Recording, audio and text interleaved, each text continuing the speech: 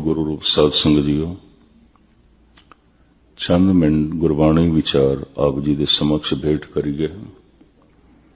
पेशतर सनेमर गुरुदेव दी फतेह प्रवान करनी। वाहिगुरू जी का खालसा, वाहिगुरू जी की फतेह।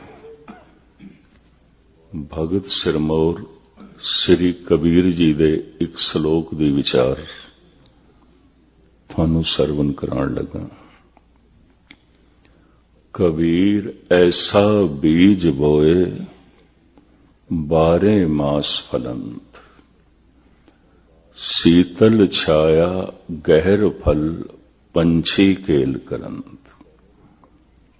ऐसा बीज बो,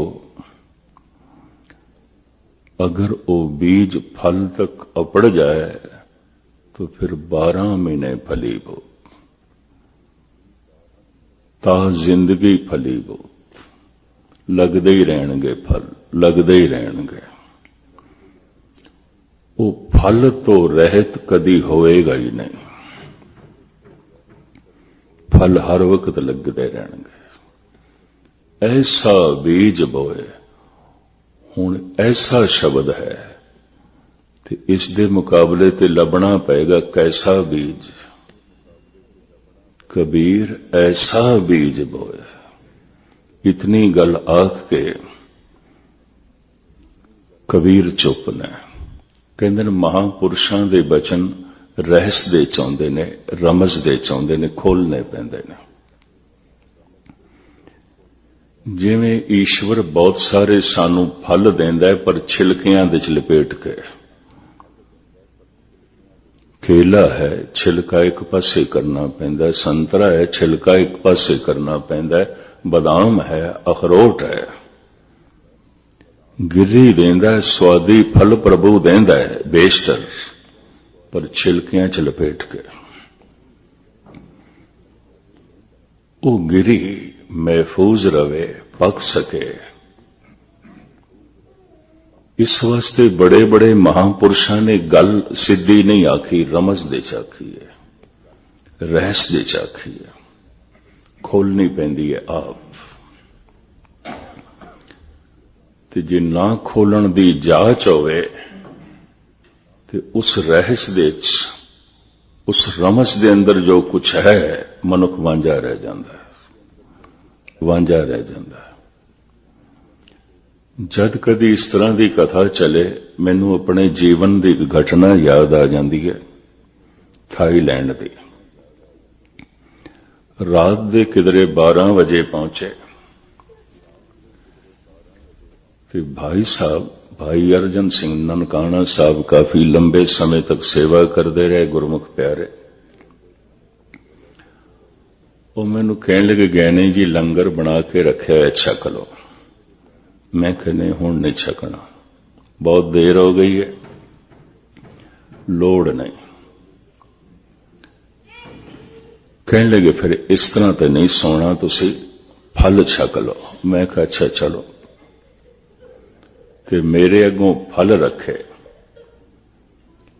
ते अंदरों मेरा मन हसे बई इत्थे लोकी बैंगणा नूं फल कहंदे ने, बैंगणा दी तरह। मैं कहा हद हो गई, लोकी बैंगणा नूं फल कहंदे ने ते बताऊं ने बैंगण ने। ते जद काफी देर हो गई तो मैनू कहने लगी, गैनी जी छको। मैं कहते सब्जी नूं फल कहंदे ने। कहने लगी सब्जी। मैं कहते बैंगण ने। कहंदे नहीं, इनू मांगणू कहंदे ने। इत्थे इनू जरा जोर नाल, 2 हत्थां नाल दबाव, विचों गिरियां निकलणगियां, बड़ियां स्वादी। देख के मैं दंग रह गया। यकीन जानो जे किधरे वो ना तोड़दे ते ना बैठे रहंदे ते मैं नहीं खाना सी। वे तो बैंगण ने, शक्ल सुगल बैंगण दी तरह, बनावट बैंगण दी तरह, पर फल। परम पुरख जो कुछ कह देंदे ने रहस दे च, रमज दे च, अगर ना खोली जाए गल ते खोलण दा पता ना होवे तो रहस रहस ही रह जांदा है, रमज रमज ही रह जाती है। पता नहीं कितने महापुरुषों के बोल रमज रह गए, रहस रह गई, नहीं खोल सके, नहीं खुल सकी गल। भगत कबीर जी का यह श्लोक रमज दे च गल कह गए, ऐसा बीज बोए, पर प्रश्न पैदा होएगा कैसा बीज, वो बीज की है? इस बारे ते कबीर चुप ने, इस बारे ते उस श्लोक दे कुछ भी नहीं है, बस इतना कह देता है ऐसा बीज बोए, ऐसा बीज तुम बो। तुच्छ बुद्धि अनुसार जिहड़ी गल पकड़ चाहिए मैं आप जी दे सामने रखण दी निमाणी कोशिश कर रहा। बाकी गुरबाणी महासागर है,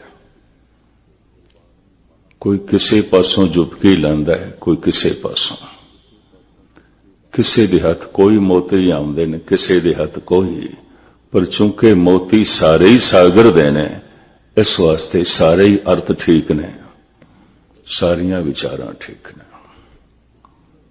कि गल ते उस सागर दी है ना, लभया ते उस सागर दे चों।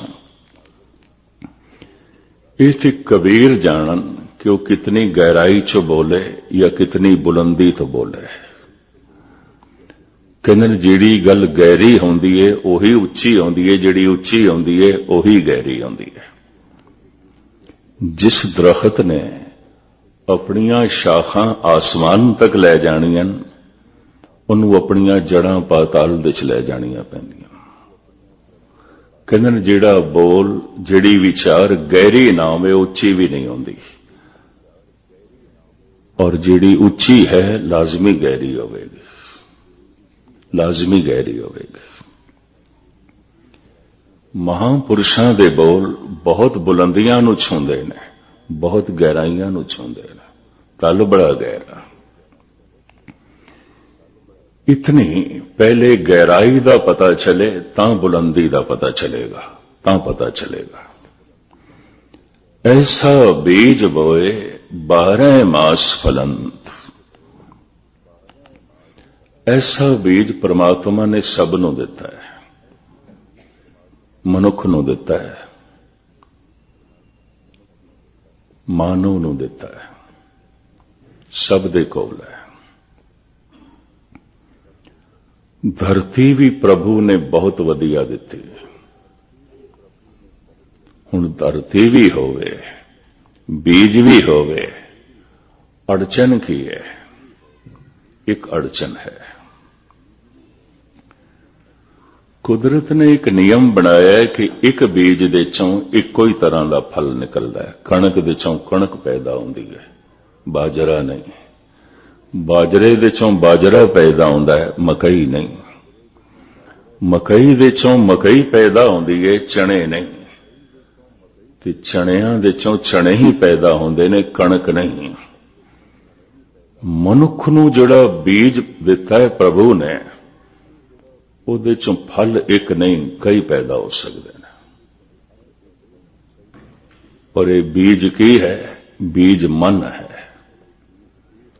इसे बीज दे चों भगवान पैदा हो सकता है, इसे बीज दे चों शैतान पैदा हो सकता है।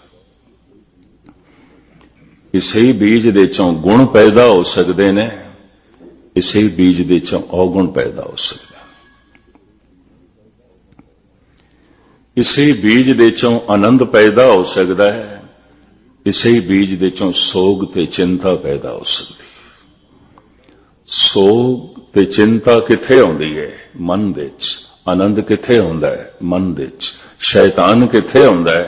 मन दे च। भगवान किथे होंदा है? मन दे च। मन तू जोत स्वरूप है, अपना मूल पछाण। मन बीज है। चूंकि ऐसा बीज है, इहदे च एक तरह का फल नहीं, कई तरह के फल पैदा हो सकते हैं। इसे बीज दे चों दया पैदा हो सकती है, इसे बीज दे चों कठोरता पैदा हो सकती है। इसे बीज दे चों विनिम्रता पैदा हो सकती है। बड़ा सोहना खुलासा कर रहे सन भाई साहब, भाई सरबजीत सिंह जी। अजकल नौजवानों दे चों सुलझे विद्वान ने गाहे बगाए भारत विच मिलना हुंदा है, अलवर ते पहुंचदे ने, सुभाविक मिलना होया नौजवान ने और प्रभु ने अनुभवी बुद्ध दिती है। इसे बीज दे चों विनिम्रता पैदा होंदी है, इसे बीज चों हंकार पैदा होंदा है, इसे बीज दे चों राम पैदा होंदा है, इसे बीज दे चों काम पैदा होंदा है, इसे बीज दे चों प्रेम पैदा होंदा है, इसे बीज दे चों मोह पैदा होंदा है। मोह मेरा, मोह किस नाल होंदा है? जो मेरा है। जो मेरा नहीं उस नाल मोह नहीं। मोह मेरे ते खड़ा होंदा है, प्रेम तेरे ते खड़ा है। तेरा है, सब कुछ तेरा है, तेरा है, चूंकि तेरा है मैनू प्यारा लगदा है, चंगा लगदा है। प्रेम मेरे ते नहीं खड़ा होंदा, जो मेरे ते खड़ा है वह मोह है। मोह मेरा। मेरे नू मामूली जिहां चोट लगेगी मैं रो उठांगा, यह भी मैं अर्ज करा। जो मेरा नहीं भावें पूरा बर्बाद हो जाए, उहदे नाल मैनू की मतलब है। 2 साल पहले भारत विच उड़ीसा विच समुंदर विच उछाल पैदा होया, तूफान आया, गालबन 30,000 बंदे 1 मिनट दे डुब गए। 1 मिनट दे लखां मवेशी मर गए, सैकड़े बस्तियां उजड़ गईयां, अजे तक भी ढंग नाल वसेबा नहीं हो सकिया। प्रांत प्रांत में भ्रमण कर रहा सी, मैं नहीं कोई देखा किसी दी अखां अश्क बाहर होवन, कोई हिरदा रोया होवे, मैं नहीं देखा। मोह मेरा, वो मेरा थोड़ी है। होंदा है बर्बाद होवे, हो गया सारा हो गया। मोह मेरे नाल होंदा है, मेरा। जो मेरा है मोह। प्रेम मेरे नाल नहीं होंदा, तेरा। मेरा मुझ में किछ नहीं, जो कुछ है सो तेरा है। ते तेरा पर मैनू चंगा लगदा है ते तेरा पर मैनू प्यारा लगदा है। प्रेम तेरे ते खड़ा है, प्रेम तू ते खड़ा है, मोह मैं ते खड़ा है, मेरा है, मेरा है। अक्सर देखा गया मोह ग्रसे मनुख नूं अपना करूप बच्चा भी चंगा लगता है, पड़ोसी का सुंदर भी नहीं चंगा लगता। मोह ग्रसे मनुख नूं अपना रोंदा होया बच्चा भी चंगा लगता है, पड़ोसी का हसदा होया भी नहीं। मोह ग्रसे मनुख नूं अपने बच्चे दे अवगुण भी चंगे लगदे ने, प्रवान हो जाते हैं, पड़ोसी दे बच्चे दे गुण भी नहीं, क्योंकि मेरा नहीं। मोह मेरा। इसे ही मन दे चों मोह पैदा होंदा है, इसे ही मन दे चों प्रेम पैदा होंदा है, इसे ही मन दे चों क्रोध पैदा होंदा है, इसे ही मन दे चों दया पैदा होंदी है, इसे ही मन दे चों अहंकार पैदा होंदा है, इसे ही मन दे चों विनिम्रता जन्म लैंदी है। ये ऐसा बीज है, इसे विचों ही भगवान पैदा होंदा है, इसे विचों ही शैतान पैदा होता है। कह देंदे हैं कि शैतान जैसा है, कित्थों बने है? कोल जिहड़ा बीज सी उत्थों ही बने है। ये ते भगवान वर्गा है, ये ते रब दा रूप है, ये ते देवता है, ये ते फरिश्ता है। ये फरिश्ता कित्थों बन गया? ये देवता कित्थों बन गया है? इसे ही बीज तो। ये दैंत कित्थों बन गया है? इसे ही बीज तो। बीज परमात्मा ने सारियां नूं दे दिता है। एका सुरत जेते हैं जी, सुरत बिहोना कोई ना की। प्रभु ने ये सुरत, ये मन सब नूं दिता है। ਸਭ ਨੂੰ ਦਿੱਤਾ। ਇਸ ਇੱਕ ਬੀਜ ਦੇ ਚੋਂ ਵੱਖ-ਵੱਖ ਫਲ ਕਿਉਂ ਪੈਦਾ ਹੁੰਦੇ ਨੇ? ਧਰਤੀ ਅਲੱਗ-ਅਲੱਗ ਹੈ। ਧਰਤੀ ਵਧੀਆ ਤੋਂ ਵਧੀਆ ਬੀਜ ਹੋਵੇ, ਅਗਰ ਧਰਤੀ ਠੀਕ ਨਹੀਂ ਪਨਪੇਗਾ। ਮੈਨੂੰ ਚੰਗੀ ਤਰ੍ਹਾਂ ਯਾਦ ਹੈ, ਰਾਜਸਥਾਨ ਗੌਰਮੈਂਟ ਨੇ ਅਫਗਾਨਿਸਤਾਨ ਦੇ ਜਿਹੜੇ ਸਰਦੇ ਹੁੰਦੇ ਨੇ ਨਾ, ਉਹਦਾ ਬੀਜ ਮੰਗਵਾਇਆ। ਰਾਜਸਥਾਨ ਦੇ ਸਰਦੇ ਬਹੁਤ ਹੁੰਦੇ ਨੇ, ਟੌਂਕ ਤੇ ਕੋਟਾ ਦਾ ਇਲਾਕਾ ਰੇਤਲਾ ਇਲਾਕਾ ਹੈ, ਮਰੂਥਲ, ਉਹਦੇ 'ਚ ਬਹੁਤ ਹੁੰਦੇ ਨੇ। ਵੀ ਅਫਗਾਨੀ ਸਰਦੇ ਪੈਦਾ ਕਰੀਏ, ਮਿੱਠੇ ਬੜੇ ਹੁੰਦੇ ਨੇ, ਵੱਡੇ ਬੜੇ ਹੁੰਦੇ ਨੇ, ਸਵਾਦਲੀ ਬੜੇ ਹੁੰਦੇ ਨੇ।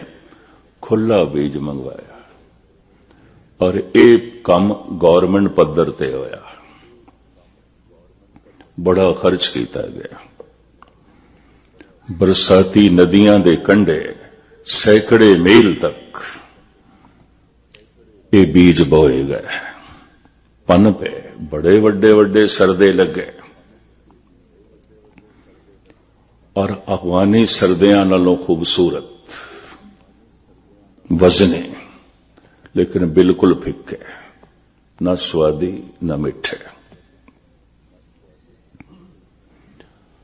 ਆਖਿਰ ਇੱਕ ਤਾਰਕਿਕ ਨੇ ਕਹਿ ਦਿੱਤਾ, ਠੀਕ ਹੈ ਬੀਜ ਵਧੀਆ ਸੀ, ਪਰ ਬੀਜ ਦੇ ਅਨੁਕੂਲ ਧਰਤੀ ਤੇ ਨਹੀਂ ਸੀ, ਧਰਤੀ ਵੀ ਤੇ ਚਾਹੀਦੀ ਸੀ।